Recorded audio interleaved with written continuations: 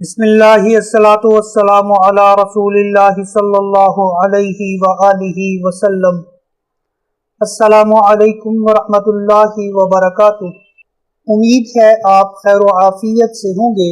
گزشتہ اسباق میں ہم نے مرکب ناقص کی قسم، مرکب توصیفی اور جملہ اسمیہ کا مطالعہ کیا تھا۔ آج کے سبق میں ہم مرکب اضافی کا مطالعہ کریں گے۔ مرکب اضافی ایسا مرکب ہے جس میں ایک اسم کو دوسرے اسم کے ساتھ نسبت ہو، یا ایسا مرکب جس میں ایک اسم کا دوسرے اسم کے ساتھ تعلق ظاہر ہو، مرکب اضافی کہلاتا ہے۔ مرکب اضافی کی مثالیں ہیں اللہ کی کتاب، اللہ کا رسول، استانی کا لڑکا۔ اردو میں مرکب اضافی کی ترکیب میں عام طور پر کا، کی، کے وغیرہ آتا ہے۔ اردو کی وہ تراکیب جن میں دو اسماء کے درمیان کا، کی، کے وغیرہ آئے وہ مرکب اضافی ہوگا۔ مرکب اضافی کے دو حصے ہوتے ہیں۔ مثلا اللہ کی کتاب، اس مرکب میں پہلا حصہ ہے اللہ اور دوسرا حصہ ہے کتاب۔ اسی طرح سے اللہ کا رسول، اس مرکب میں ایک حصہ اللہ ہے اور رسول دوسرا حصہ ہے، اور اسی طرح سے استانی کا لڑکا، اس میں استانی ایک حصہ ہے اور دوسرا حصہ ہے لڑکا۔ مرکب اضافی کے ان دو حصوں کو مضاف اور مضاف الیہ کہا جاتا ہے۔ جس اسم کو دوسرے اسم کے ساتھ نسبت ہو وہ مضاف کہلاتا ہے۔ مثلا اللہ کی کتاب میں کتاب مضاف ہے، اللہ کا رسول، اس میں رسول مضاف ہے، استانی کا لڑکا، اس میں لڑکا مضاف ہے۔ اردو کی تراکیب میں عام طور پر مضاف کا، کی، کے بعد میں آتا ہے۔ مرکب اضافی کا اگلا حصہ ہے مضاف الیہ۔ جس اسم کی جانب نسبت ہو وہ مضاف الیہ کہلاتا ہے۔ مثلا اللہ کی کتاب میں اللہ مضاف ہے، اللہ کا رسول، اس میں اللہ مضاف الیہ ہے، استانی کا لڑکا، اس مرکب میں استانی مضاف الیہ ہے۔ اردو کی مرکب اضافی کی ترکیب میں پہلا اسم مضاف الیہ ہوگا۔ عربی میں مرکب اضافی میں پہلے مضاف آتا ہے اور بعد میں مضاف الیہ آتا ہے، جبکہ اردو میں مرکب اضافی کی تراکیب میں پہلے مضاف الیہ ہوتا ہے اور اس کے بعد مضاف ہوتا ہے۔ اردو کی ان تراکیب میں مضاف اور مضاف الیہ کی پہچان کیجیے۔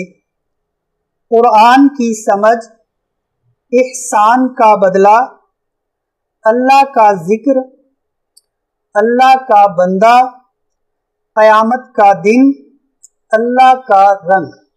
جس اسم کو دوسرے اسم کے ساتھ نسبت ہو وہ مضاف کہلاتا ہے، اور جس اسم کی جانب نسبت ہو وہ مضاف الیہ ہوگا۔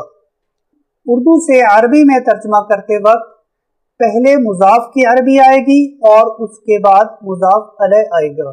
مرکب اضافی کی تراکیب میں مضاف پہلے ہوتا ہے اور اس کے بعد مضاف الیہ آتا ہے۔ اب ہم مضاف اور مضاف الیہ کے قواعد کا مطالعہ کرتے ہیں۔ پہلے ہم مضاف کے قواعد کا مطالعہ کریں گے۔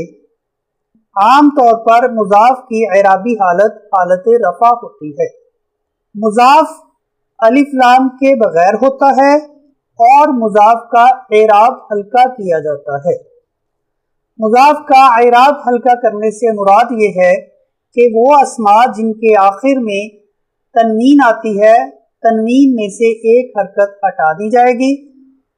تثنیہ اور جمع کے وہ صیغے جن کے آخر میں نون آتا ہے ان کا نون ہٹا دیا جائے گا۔ اس عمل کو اعراب ہلکا کرنا کہتے ہیں۔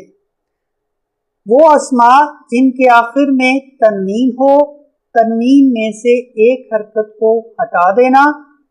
تثنیہ اور جمع کے وہ اسماء جن کے آخر میں نون آتا ہے ان کے آخری نون کو ہٹا دینا اعراب ہلکا کرنا کہلاتا ہے۔ جہاں تک مضاف علیہ کا تعلق ہے، مضاف علیہ ہمیشہ حالت جر میں ہوتا ہے۔ عربی میں ترجمہ کرتے وقت پہلے مضاف آتا ہے، اس کے بعد مضاف علیہ ہوگا۔ مضاف عام طور پر حالت رفع میں ہوگا اور مضاف علیہ حالت جر میں ہوگا۔ مضاف الف لام کے بغیر ہوگا اور مضاف کا اعراب ہلکا کیا جائے گا۔ مرکب اضافی کی ترکیب ہے اللہ کی کتاب۔ اس مرکب میں اللہ مضاف علیہ ہے اور کتاب مضاف ہے۔ مرکب اضافی میں پہلے مضاف ہوتا ہے اور اس کے بعد مضاف علیہ آتا ہے۔ کتاب کی عربی ہوگی کتابن اور اللہ کی عربی ہوگی اللہ۔ کتابن اور اللہ پر مرکب اضافی کے قواعد لاگو کریں۔ کتابن پر مضاف کے قواعد لگیں گے، اس کا اعراب ہلکا کریں۔ کتابن کی آخری پیش ہٹ جائے گی تو یہ لفظ بنے گا کتابو۔ مضاف علیہ حالت جر میں ہوگا، اس لیے اللہ کی حالت جر آئے گی۔ اللہ کی کتاب، اس کی عربی ہوگی کتاب اللہ۔ اسی طرح سے اگلا مرکب ہے ایمان کی روشنی۔ اس مرکب میں روشنی مضاف ہے اور ایمان مضاف علیہ ہے۔ اس کا ترجمہ کرنے کے لیے مضاف اور مضاف علیہ کے قواعد لاگو کریں۔ نورن، اس کا معنی ہوتا ہے روشنی۔ ایمان، اس کا معنی ہوتا ہے ایمان۔ نورن کا اعراب ہلکا کریں۔ اعراب ہلکا کرنے سے نورن نورو بن جائے گا۔ الایمان، کیونکہ یہ مضاف علیہ ہے اس لیے یہ حالت جر میں ہوگا۔ الایمان، اس کی حالت جر ہوگی الایمانی۔ ایمان کی روشنی، اس کی عربی ہوگی نور الایمانی۔ اگلی ترکیب ہے مسجد کے دو دروازے۔ اس ترکیب میں دو دروازے مضاف ہے اور مسجد مضاف علیہ ہے۔ دو دروازوں کی عربی ہوگی بابانی اور مسجد کی عربی ہوگی المسجد۔ بابانی پر مضاف کے قواعد لاگو کریں۔ بابانی، اس کا اعراب ہلکا کرنے کے لیے اس کا آخری نون ہٹا دیں تو یہ لفظ بنے گا بابا۔ مسجد کیونکہ مضاف علیہ ہے اس لیے مسجد حالت جر میں ہوگا۔ مسجد کے دو دروازے، اس کی عربی ہوگی باب المسجد۔ مرکب اضافی کی ترکیب میں مضاف پہلے آتا ہے اور مضاف علیہ بعد میں آتا ہے۔ مضاف کا اعراب ہلکا کیا جاتا ہے اور مضاف الف لام کے بغیر ہوتا ہے۔ یاد رکھیے مضاف کے شروع میں الف لام نہیں آئے گا اور اس کا اعراب ہلکا ہوگا، یعنی آخری حرف پر تنوین ہے تو ایک حرکت ختم ہو جائے گی۔ تثنیہ اور جمع کے وہ اسما جن کے آخر میں نون ہے ان کا اعراب ہلکا کرنے کے لیے آخری نون ہٹا دیا جائے گا۔ مضاف علیہ ہمیشہ حالت جر میں ہوتا ہے۔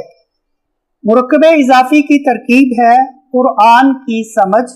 اس کی عربی ہوگی فہم القرآنی، احسان کا بدلہ۔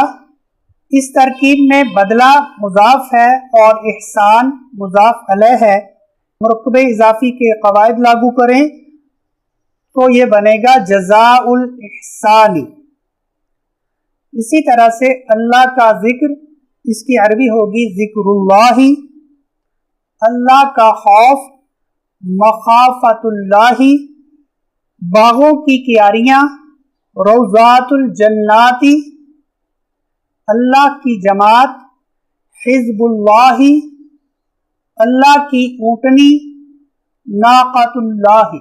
مرکب اضافی کی ترکیب ہے عبد اللہ۔ اس ترکیب میں عبد مضاف ہے اور اللہ یہ مضاف علیہ ہے۔ جب اس کا اردو میں ترجمہ کریں گے مضاف علیہ کا ترجمہ پہلے آئے گا اور مضاف کا ترجمہ بعد میں آئے گا۔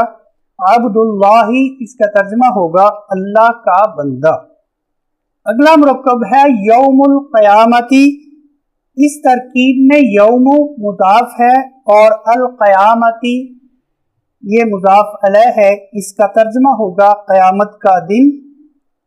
सिबग़ातुल्लाही अल्लाह का रंग, लहमुल बक़रती गाय का गोश्त, अबवाबुस समाई आसमान के दरवाजे, हबलुल्लाही अल्लाह की रस्सी, अज़ाबुल आखिरती आखरत का अज़ाब, अमीरुल मुमिनीना। इस मुरक्कब में अमीरु मुज़ाफ है, अल मुमिनीना ये मुज़ाफ अलैह होने की वजह से हालत जर में है। इसका तर्जुमा होगा मोमनों का अमीर। आलिमुल गैबी इसका तर्जुमा होगा गैब का जानने वाला। इसी तरह से मुरक्कबे इजाफी की मज़ीद तराकीब हैं। बनु आदमा इसका तर्जुमा होगा आदम के बेटे। बनु ये मुज़ाफ है और आदमा मुज़ाफ अलैह है। बनु का असल बनूना था, इसका मुज़ाफ होने की वजह से एराब हल्का किया, इसलिए ये लफ्ज़ बन गया बनु। और आदमा ये मुज़ाफ अलैह होने की वजह से हालत जर में है। बनु आदमा इसका माना होगा आदम के बेटे। इसी तरह से बनु इसराईला इसराइल के बेटे। तरफन नहारी सुबह के दो किनारे। इब्न आदमा आदम के दो बेटे। आज के सबक में हमने मुरक्कबे इजाफी का मुताला किया। उर्दू में मुरक्कबे इजाफी में दो अस्मा के दरमियान का, की, के वगैरह आता है। मुरक्कबे इजाफी के दो हिस्से होते हैं, मुज़ाफ और मुज़ाफ अलैह। उर्दू से अरबी में तर्जुमा करते वक्त मुज़ाफ पहले आता है और मुज़ाफ अलैह बाद में आता है। मुज़ाफ आम तौर पर हालत रफ़ा में होता है, मुज़ाफ अलिफ लाम के बगैर होता है और मुज़ाफ का एराब हल्का किया जाता है। मुज़ाफ अलैह हमेशा हालत जर में होता है। इसके साथ ही आज का सबक खत्म करते हैं। आप किताब सिरातुन इलल कुरआन सफ़ा 82 से 84 तक का मुताला कीजिए। इसमें आने वाली मुरक्कबे इजाफी की तमाम तराकीब में मुज़ाफ और मुज़ाफ अलैह की शिनाख्त कीजिए। मज़ीद इन तराकीब का उर्दू से अरबी और अरबी में तर्जुमा समझने की कोशिश कीजिए। मुरक्कबे इजाफी के बकिया हिस्से के साथ आपकी खिदमत में दोबारा हाजिर होऊंगा। किसी सवाल की सूरत में डिस्क्रिप्शन में दिए गए व्हाट्सएप नंबर पर आप रब्ता कर सकते हैं। इस वीडियो को लाइक, कमेंट और शेयर ज़रूर कीजिए। अपने दोस्त अहबाब को कोर्स में शामिल कीजिए ताकि ये आपके लिए सदका जारिया बन सके। अपनी दुआओं में याद रखिए। अल्लाह ताला हम सब का हामी और नासिर हो। अस्सलामु अलैकुम व रहमतुल्लाहि व बरकातुहू।